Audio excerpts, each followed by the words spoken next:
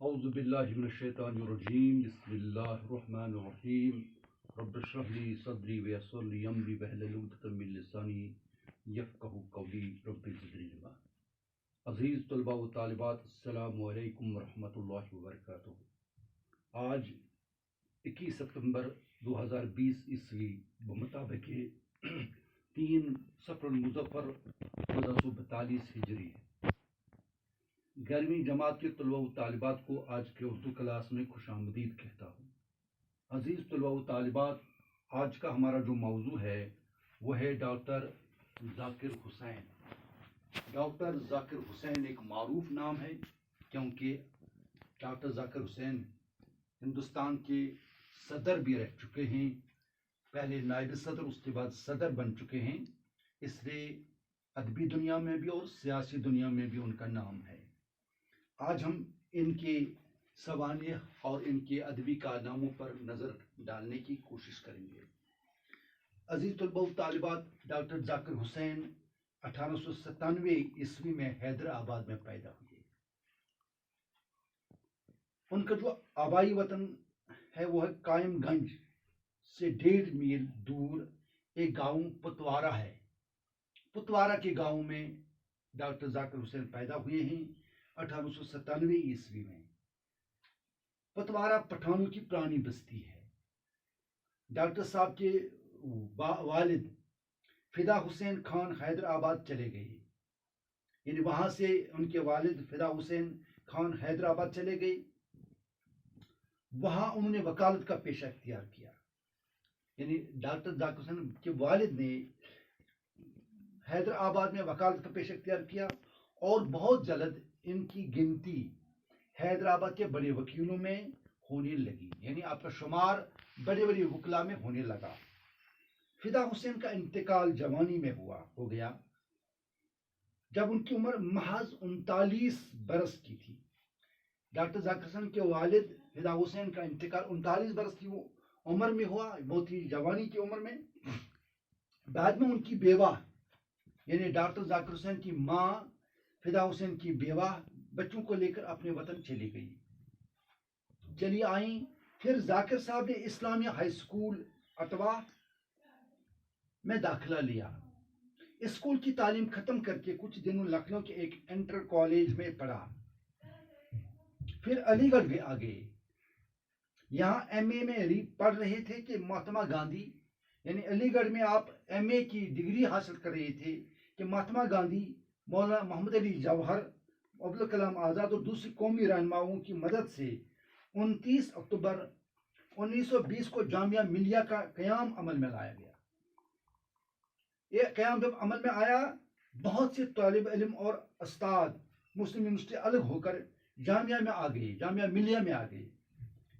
ان میں ڈاکٹر صاحب بھی تھے، یعنی جو لوگ علی گڑھ سے نکلے اور جامعہ ملیہ میں داخلہ لیا، ان میں ڈاکٹر ذاکر صاحب بھی تھے۔ اس وقت ڈاکٹر ذاکر صاحب پڑھتے بھی تھے اور پڑھاتے بھی تھے، یعنی دونوں کام، بحیثیت طالب علم بھی تھے اور بحیثیت استاد بھی تھے۔ بحیثیت طالب علم بھی اپنی تعلیم کی پیاس کو بجھا رہے تھے، اور بحیثیت استاد تعلیم تدریسی عمل میں شامل بھی تھے۔ جامعہ ملیہ میں کچھ عرصہ کام کرنے کے بعد اونچی تعلیم حاصل کرنے کے لیے جرمنی چلے گئے۔ بعد میں آپ چلے گئے جرمنی سے پی ایچ ڈی کرنے کے بعد 1926 عیسوی میں پی ایچ ڈی کرنے کے بعد ہندوستان واپس آ گئے، اور جامعہ ملیہ اسلام کے شیخ الجامعہ وائس چانسلر کے مقرر ہو گئے۔ یعنی بعد میں ڈاکٹر ذاکر حسین کو جامعہ ملیہ اسلامیہ کی شیخ الجامعہ یعنی وائس چانسلر مقرر کر دیا گیا۔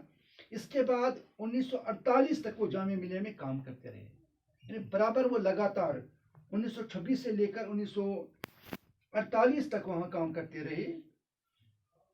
اس زمانے میں علی گڑھ مسلم یونیورسٹی کو ایک بحران کا سامنا کرنا پڑا، یعنی اس دوران علی گڑھ یونیورسٹی میں بحران پیدا ہو گیا۔ تو مولانا ابوالکلام آزاد، چونکہ اس وقت وزیر تعلیم حکومت ہند تھے، نے ڈاکٹر صاحب سے خواہش ظاہر کی کہ وہ اس وقت علی گڑھ مسلم یونیورسٹی کی ذمہ داری سنبھالیں. یعنی ان کو کہا گیا کہ آپ مسلم علی گڑھ یونیورسٹی کی جو اس وقت انتشار کی شکار ہے، وہاں پر بحران کا جو معاملہ ہے، اس سے نکالنے کے لیے آپ وہاں چلے جائیں. ذاکر صاحب جھجکتے ہوئے علی گڑھ پہنچے اور غیر موافق حالات میں علی گڑھ مسلم یونیورسٹی کے وائس چانسلر کے فرائض کو بڑے شاندار طریقے سے ادا کیے. یعنی وہاں تو حالات تھے وہ بہت ہی غیر موافق تھے.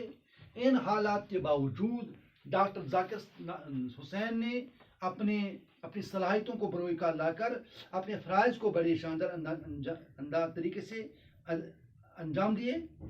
صحت کے خراب ہو جانے کی وجہ سے انہوں نے 1955 عیسوی میں یونیورسٹی استعفیٰ کیا، صحت کی خرابی کی وجہ سے، اور علاج کی غرض سے سوئٹزرلینڈ چلے گئے. یعنی وہاں سے آپ سوئٹزرلینڈ چلے گئے علاج کے لیے. جب واپس آئے تو پنڈت جواہر لال نہرو کے اصرار پر انہوں نے بہار کی گورنری قبول کر لی. یعنی بعد میں ان کو پنڈت جواہر لال نہرو نے بہار کا گورنر بنایا اور انہوں نے اس کو قبول کر لیا.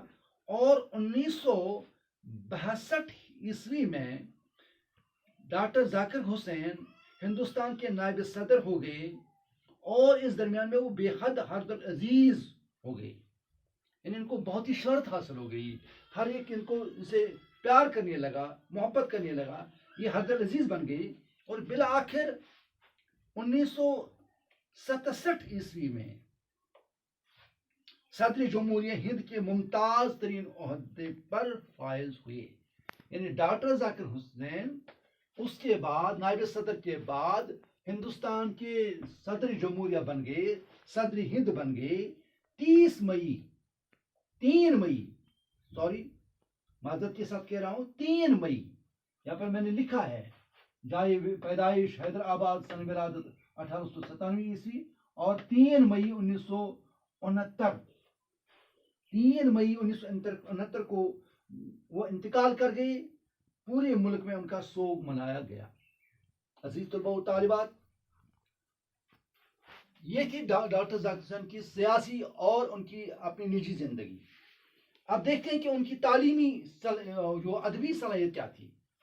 ذاکر صاحب کی شخصیت کے بے شمار پہلو ہیں، یعنی ہمہ پہلو شخصیت ہیں، پہلو دار شخصیت ہے، ملٹی ڈائمینشنل پرسنالٹی ہے. وہ ماہر تعلیم بھی تھے، یعنی تعلیم کے بھی ماہر تھے، اور ماہر معاشیات بھی اور معاشیات کے بھی ماہر تھے. وہ ایک کامیاب انشا پرداز بھی تھے. یہ ان کے پہلو ہیں. ذاکر صاحب نے بچوں کے ادب سے غیر معمولی دلچسپی لی، اور ان کی بدولت اردو میں بچوں کے ادب کی اہمیت بڑھی. یعنی چونکہ وہ با اثر شخصیت تھی تو جب انہوں نے بچوں کے ادب کی طرف زیادہ توجہ دی، دھیان دی، دلچسپی لی، تو اس سے اس ادب کی اہمیت بڑھ گئی. انہوں نے بچوں کے لیے خود لکھ کر پارس پتھر کا کام کیا. یعنی آپ پارس پتھر بن گئے. پارس پتھر کا معنی ہے ایک پتھر جس کی نسبت مشہور ہے کہ لوہے سے چھو جائے تو اس سے سونا بنا دیتا ہے. یعنی پارس پتھر کے بارے میں کہا جاتا ہے کہ اگر وہ پارس پتھر لوہے سے چھو جائے تو لوہا سونا بن جائے گا. اسی طرح ڈاکٹر ذاکر حسین پارس پتھر کہہ سکتے، جو اس کے ساتھ چھوتا تھا، اس سے ملاقات کرتا تھا، جس چیز کو وہ اختیار کرتے تھے، وہ سونا بن جاتا تھا. اس طرح بچوں کا ادب اس لیے سونا بن گیا. ذاکر صاحب نے بچوں کے لیے کئی کتابیں لکھی ہیں، انہوں نے بہت ساری کتابیں لکھی ہیں. اور اس طرح سے ڈاکٹر ذاکر حسین نہ صرف ایک ادیب ہیں بلکہ ایک سیاست دان بھی ہیں، اور وہ کامیاب سیاست دان ہیں. ان کا نام یاد کیا جاتا ہے اور آج بھی ان کا ذکر کیا جاتا ہے. جگہ جگہ پر ان کا دن منایا جاتا ہے.